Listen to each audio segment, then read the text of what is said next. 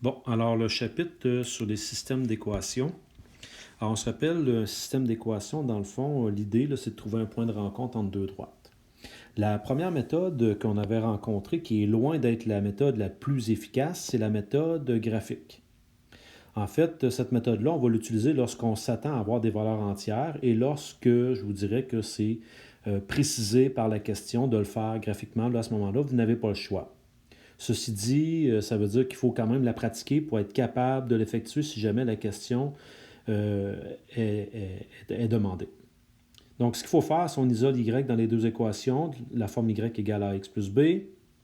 On fait une table de valeurs pour chaque droite et on fait les deux tables de valeurs dans un premier temps. On se souvient pourquoi. Ça nous permet d'avoir une bonne graduation pour effectuer notre graphique. On trace avec le plus de précision possible les deux droites. Le point d'intersection des deux droites, c'est notre solution. C'est ce qu'on aurait trouvé éventuellement si on l'avait fait algébriquement. Puis là, on peut aller valider si c'est bon en prenant ce point de rencontre-là et allant le remplacer dans nos deux équations. À ce moment-là, ça nous permet de vérifier si c'est bon. La meilleure méthode, c'est sûr que c'est la méthode algébrique. Et cette méthode-là, on a vu qu'il y avait deux possibilités. C'était soit par comparaison ou par substitution. Ce qui distingue les deux, par comparaison, c'est lorsque la même variable est isolée dans les deux cas. Par exemple, y égale et y égale. À ce moment-là, on va aller les comparer. Alors que substitution, c'est qu'il y en a une seule des deux qui est déjà isolée. Et elle, à ce moment-là, on va aller la prendre et on va aller la substituer dans l'autre équation. Tout le reste, c'est la même chose. On isole la variable, on remplace par la suite dans l'autre, puis on valide notre solution. C'est tout le temps la même chose. Donc, on va aller faire des exemples. Et dernière chose, ça se pourrait qu'on nous demande de trouver le nombre de solutions d'un système d'équations. Le nombre de solutions dans un système d'équations, là, c'est pas très compliqué. Imaginez qu'on a un plan cartésien. Ce qui peut se passer, c'est que j'ai une droite qui est comme ça, mais j'ai une autre droite qui vient de croiser. Donc à ce moment-là, j'ai une seule solution. Ou bien, ce qui aurait pu se passer, c'est que j'ai une autre droite qui lui est parallèle. À ce moment-là, j'ai aucune solution. Et finalement, j'aurais pu avoir une droite qui passe carrément par-dessus l'autre. À ce moment-là, j'ai une infinité de points de rencontre. À ce moment-là, j'ai une infinité de solutions. Je viens de résumer ce qui se retrouve ici. Première chose à vérifier, c'est est-ce que j'ai la même pente? Ça ressemble étrangement à ce qu'on a déjà vu dans le chapitre de la géométrie analytique pour la position relative des droites. Donc, je vérifie les deux pentes. Première chose qui peut être intéressante, c'est si je n'ai pas la même pente. Si je n'ai pas la même pente, c'est sûr que les droites vont finir par se croiser. Elles seront peut-être perpendiculaires ou séquentes, on s'en fout un peu. L'important, c'est qu'elles vont se croiser. Donc, à ce moment-là, j'aurai une seule solution. Mais si mes pentes sont les mêmes, à ce moment-là, je me retrouve avec deux situations. Soit que mais sont parallèles confondues ou parallèles distinctes. C'est-à-dire une par-dessus l'autre ou une à côté de l'autre. C'est là qu'on va aller vérifier notre ordonnée d'origine. Alors que ce qui est important, c'est la pente. Les pentes sont différentes. Ils n'ont pas la même pente. Donc, c'est sûr que je vais avoir une solution unique. Donc, on va pratiquer le tout. C'est justement ici la première question. On nous dit détermine le nombre de solutions du système d'équations que l'on a ici. Donc, pour déterminer le nombre de solutions, ce qu'on pourrait faire, c'est d'aller chercher dans un premier temps la pente. Parce que je vous rappelle, la pente de celle-ci, c'est moins 5 septièmes. Donc, on peut l'inscrire. Ici, sa pente, c'est moins 5 septièmes. L'autre, je vois que c'est écrit sous la forme AX plus BY plus C égale 0. Alors, sa pente, je vais voir sur mon carton de mémoire, c'est donné par moins A sur B. Moins A sur B, ici, ça va faire 10 sur B qui est 14. 10 sur 14, ça simplifie à 5 septièmes. Là, j'observe mes deux pentes. J'ai moins 5 septièmes et 5 septièmes. Mes deux pentes, plus de travail que ça à faire. Solution unique, une solution CB. Deuxième numéro, on a un problème écrit, donc on prend le temps de le lire. Un fabricant de bonbons fait des gommes de deux formes différentes. Des gommes de forme cylindrique et des rondes. Toutes les gommes ayant la même forme sont isométriques et ont la même masse. Le fabricant de bonbons fait ensuite des sacs de 3 formats différents. Un sac de 1576 grammes contient 28 gommes cylindriques et 16 gommes rondes. Un sac de 1522 grammes contient 34 gommes rondes et 16 gommes cylindriques. Puis, un fabricant veut que le troisième sac soit de 1599 grammes. S'il met 22 gommes cylindriques dans le sac, combien devra-t-il mettre de gommes rondes? Alors, quand on fait un problème comme celui-là, la première chose à faire, c'est d'établir nos variables. Et on se pose la question, qu'est-ce que je ne connais pas? Là-dedans, ce qu'on ne connaissait pas, là, c'était le poids, si on veut, de chaque format de gomme. Donc, on ne connaît pas le poids des gommes cylindriques et le poids des gommes rondes. On parlait dans un premier temps des gommes cylindriques, puis il n'y a pas de dépendance entre les deux, donc j'ai utilisé X pour les gommes cylindriques. Par la suite, avec cette information-là, je m'en viens ici. Si je prends 28 gommes cylindriques, c'est-à-dire 28 fois le poids d'une gomme, 28 fois le poids d'une gomme, plus 16 gommes rondes, donc 16 fois le poids d'une gomme ronde, ceci devrait me donner 1576 grammes.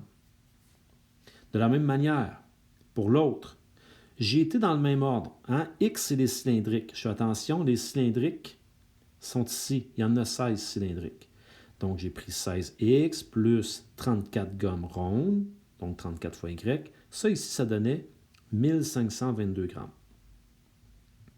Et ce qu'on va aller chercher en bout de piste, ça sera, ici, là, 22 gommes cylindriques, donc 22 fois X, plus un certain nombre de gommes rondes. Donc, je ne sais pas combien de gommes rondes, mais fois son poids. Je devrais arriver à 1599. Ça, ici, on va régler ça à la fin de notre problème.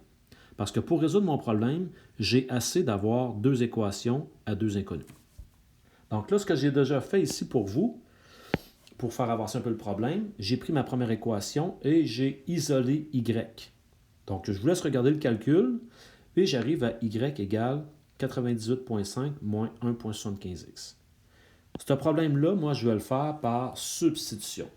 C'est-à-dire, je suis parti de ma première équation, j'ai isolé Y. Donc là, ce que je vais faire, je vais aller dans ma deuxième équation, ici, et dans ma deuxième équation, là, je vais remplacer Y par la valeur qu'on me donne.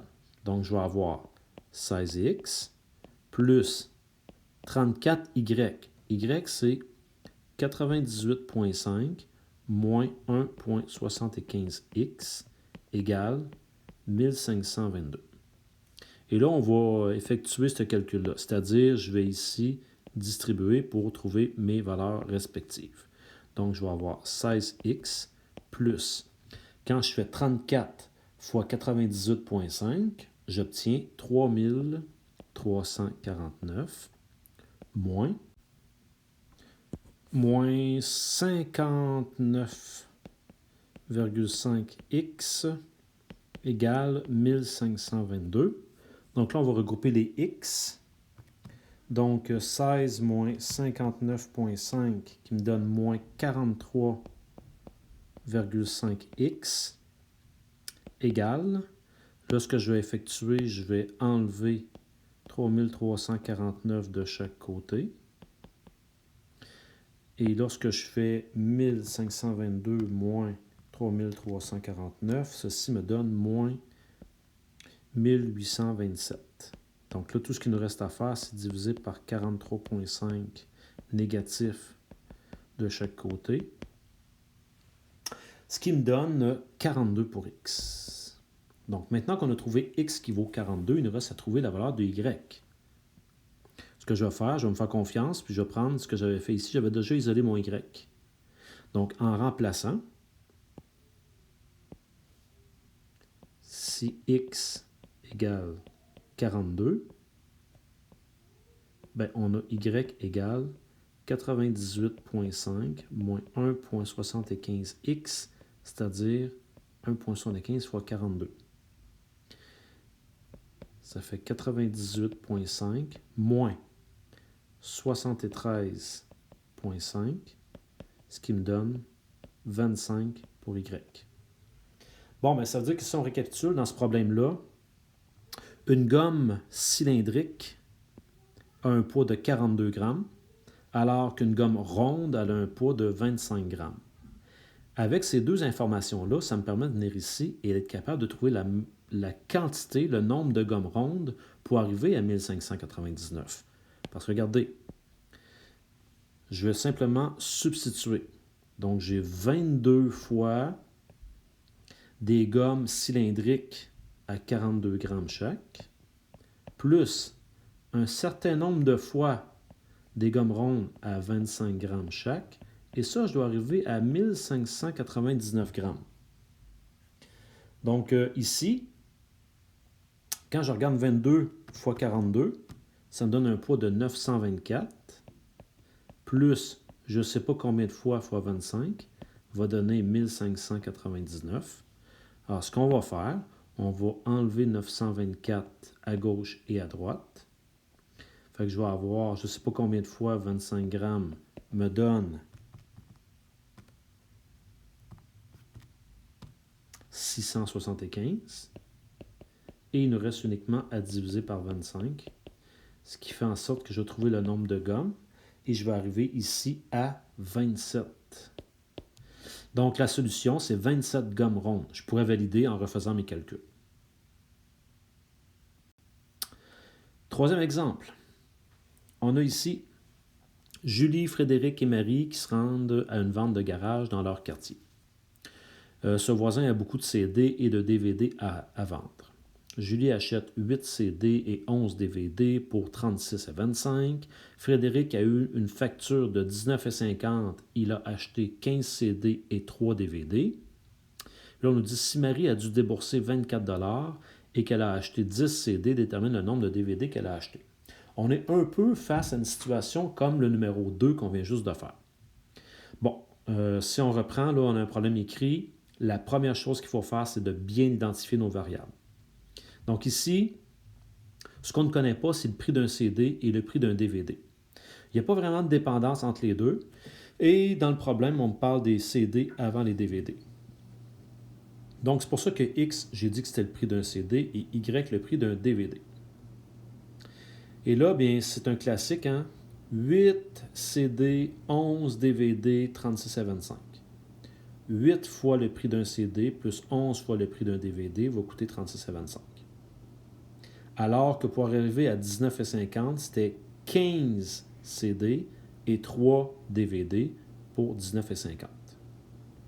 Et la dernière phrase, elle se traduit comme ceci. J'ai 10 CD, donc 10 fois le prix d'un CD, plus je ne sais pas combien de DVD, mais fois le prix d'un DVD, il faut que j'arrive à 24 $. Comme tout à l'heure, cette dernière-là, on l'a fait à la toute fin. Et je tiens à vous dire que les deux exemples qu'on s'apprête à faire, c'est-à-dire le numéro 2 et celui-là, ce sont des exemples typiques du ministère de l'Éducation. C'est-à-dire, on vous donne l'information sur deux équations et on vous demande avec la réponse que vous obtenez d'aller solutionner une troisième équation. Alors là, ici, on a des choix à faire.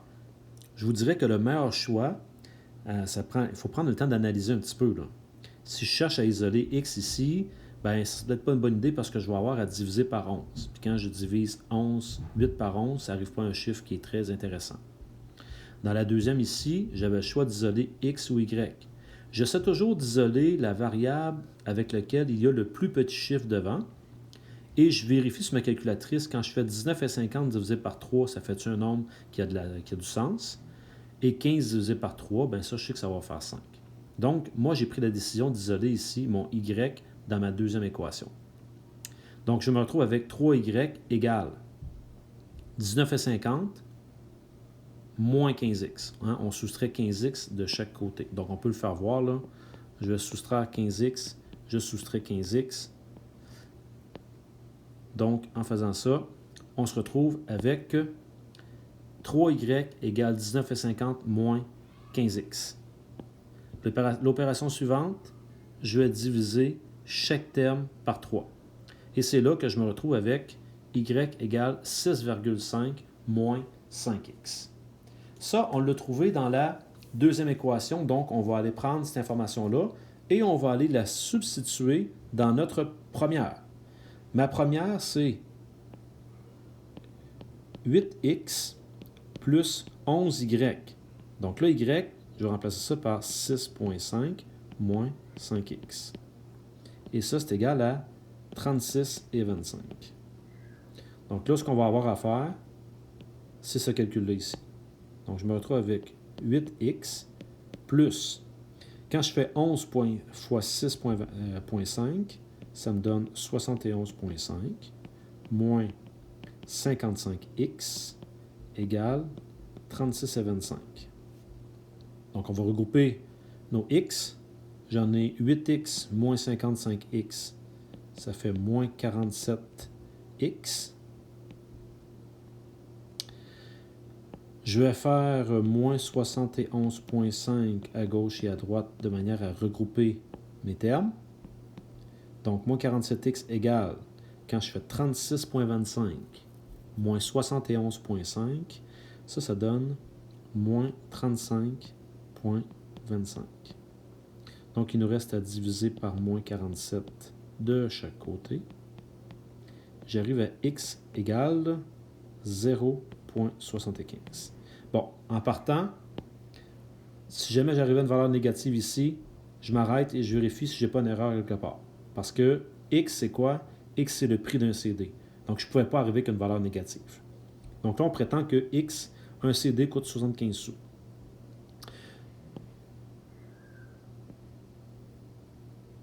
Si x égale 0,75, on va trouver la valeur d'y. Je vais prendre ce que j'avais fait tout à l'heure. J'avais isolé mon y. Y, c'était 6,5 moins 5x. Donc, ça va faire y égale 6,5 moins 5 fois x, donc 5 fois 0,75. Quand j'effectue ce calcul-là, j'arrive à 2,75. Donc, on prétend qu'un CD coûte 75 sous, un DVD 2,75. Ça nous permet de venir solutionner ceci, comme l'exemple 2 tout à l'heure. Donc, ça va faire ici 10 CD à 75 sous chaque, plus je ne sais pas combien de DVD à 2,75 chaque, me donne 24 $. Donc, ici, ça fait 7,50 plus je ne sais pas combien à 2,75 me donne 24. Là, ce qu'on va faire, on va aller soustraire 7,50 de chaque côté. Donc là, je vais me retrouver avec je ne sais pas combien de DVD à 2,75 égale, quand je fais 24 moins 7,50, j'obtiens 16,50. Et donc, il me reste juste à diviser par 2,75 de chaque côté pour trouver combien de DVD qu'elle a acheté. Et ça donne ici 6. Donc, voilà, ça fait un survol du système d'équations. Je vous rappelle qu'un système d'équations à la base, c'est de trouver le point de rencontre entre deux droites. Règle générale, on le fait de manière algébrique. Révisez bien vos choses, allez dans votre plan de travail. Regardez dans un premier temps les incontournables et si vous avez des difficultés avec certaines méthodes, il y a des numéros là, que vous pouvez aller refaire dans votre document pour peaufiner votre travail. Merci beaucoup.